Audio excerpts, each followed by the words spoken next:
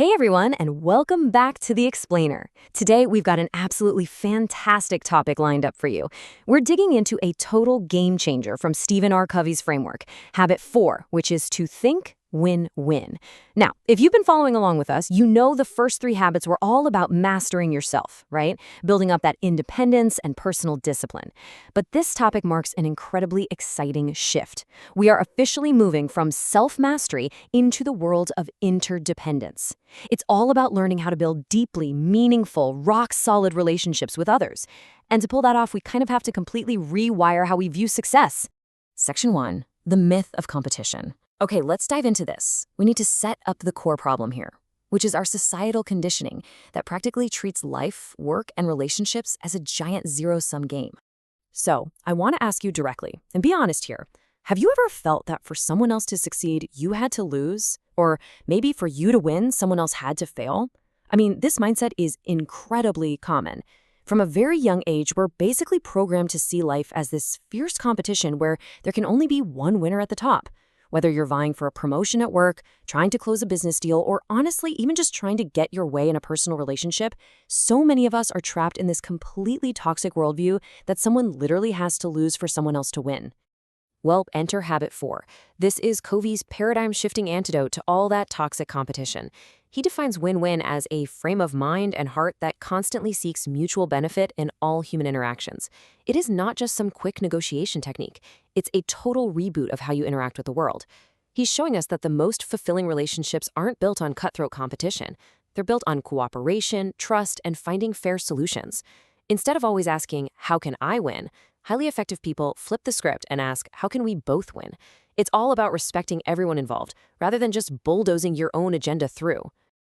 Section 2, Scarcity versus Abundance. Let's transition into the underlying psychology that actually dictates whether we choose to compete or collaborate in our everyday lives.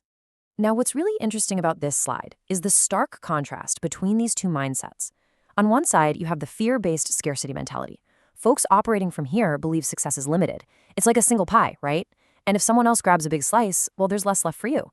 They see others' success as a literal threat, which just breeds jealousy and damages relationships. But contrast that with the trust-building abundance mentality. This is the core belief that there is more than enough success, happiness, and opportunity to go around for absolutely everyone. Helping someone else doesn't shrink your slice of the pie. Actually, it proves that collaboration creates way better results than competition ever could. Section 3, the 6 human interaction paradigms. We are going to break down the exact ways humans interact to see exactly where things go wrong and where they go right. Okay, Covey outlines 6 outcomes here. First is win-win, where both people benefit, the ultimate goal. Then you have win-lose. That's the authoritarian I win, you lose style. Next is lose-win. This is the martyr complex. And it's dangerous because constantly sacrificing yourself breeds some serious, deep-seated resentment. Fourth is lose-lose, which usually happens when two stubborn win-lose people clash. Fifth is just win, where you only care about yourself and completely ignore everyone else. And finally, win-win or no deal. This one is huge. It means if both sides can't genuinely benefit, you respectfully walk away. Sometimes, no deal is absolutely the healthiest and most respectful choice you can make. And this brilliantly illustrates exactly what we're talking about with a super relatable scenario. Imagine 2 coworkers up for the exact same project.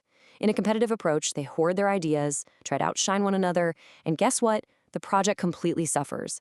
But in a win-win approach, they realize they can both succeed if they just combine their strengths. So one tackles the deep research while the other focuses on delivering an absolutely killer presentation. Together, they get a result that's light years beyond what they could have done alone. The project crushes it, the boss is thrilled, and they've built real trust. Collaboration objectively beats competition every single time. Section 4, Courage and Consideration. Let's move to the internal traits required to actually pull this mindset off, because honestly, it is a very delicate balancing act. So the crucial point is this. Executing win-win when tensions are running high requires 2 specific things. First, courage, which is the confidence to clearly express your own needs and advocate for yourself. And second, consideration, which means deeply respecting the needs and feelings of the other person. A lot of people have one but not the other. High courage with low consideration, you're in win-lose territory. High consideration with low courage, you're stuck in lose-win. Highly effective people must develop both traits simultaneously, because having one without the other completely destroys any chance of neutral benefit. Section 5. Taking action every day. Let's move to and see how this builds as we transition from all this theoretical psychology into practical, everyday application. So, how do we actually live this out? Here are the core truths you've got to keep front and center. 1. Success is not limited. There is plenty of opportunity out there. 2. Strong relationships absolutely require mutual benefit. 3. Working together produces outcomes you'd never reach on your own. 4. Win-win means respecting yourself just as much as you respect others. And 5. Remember that sometimes no deal really is the best deal. Replacing that constant need to compete with a genuine desire to cooperate is what organically grows trust and shared success across literally every area of your life. Okay, I've got a challenge for you this week. Think of this as your personal checklist, and I directly challenge you to execute these 5 specific steps. First, identify just one situation right now where you've been stuck in that win or lose mindset. Second, pause and ask yourself, how can both sides actually benefit here? Third, make a conscious effort to genuinely celebrate someone else's success, no comparisons allowed. Fourth, next time you have a disagreement, focus intensely on understanding them before you even formulate your response. And lastly, look for just one concrete opportunity to collaborate instead of compete this week. As we wrap up this explainer, I want to leave you with a provocative thought. Think about a recent disagreement or challenge you faced. Could there have been a solution where both sides genuinely benefited, instead of just one side winning? Take a minute to reflect on your own relationships and where a win-win mindset could literally change everything.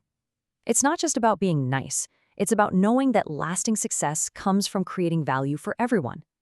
And this tees up perfectly for our next explainer, where we'll dive into Habit 5 and unlock the incredible power of truly listening before speaking. Until then, keep seeking out those mutual benefits.